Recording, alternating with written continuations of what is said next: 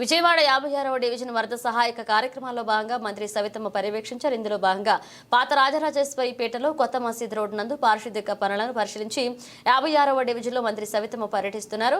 ఇక ప్రభుత్వం వరద బాధితులకు అందిస్తున్న నిత్యావసర పంపిణీకి మంత్రి సవితమ్మ పరిశీలించి అనంతరం అదేవిధంగా ఫైర్ ఇంజన్లతో ప్రభుత్వమే ఇళ్లు షాపులను శుభ్రం చేస్తుందని బాధితులకు తెలియజేస్తూ ప్రభుత్వమే అన్ని విధాలుగా అండగా ఉంటుందని మంత్రి సవితమ్మ భరోసా కల్పించారు.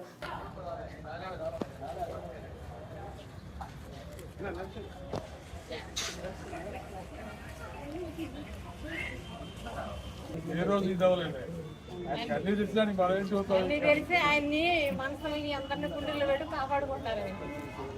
ఆయన రావడమే మనకి ఒక గ్రేట్ భగవంతు ఇచ్చిన వరం అనుకోవాలి. వారం రోజులు అన్ని మట్టంగా వచ్చినాయి మేడం. 10 రోజుల నుంచి మీకు అది అన్ని పంపించారు.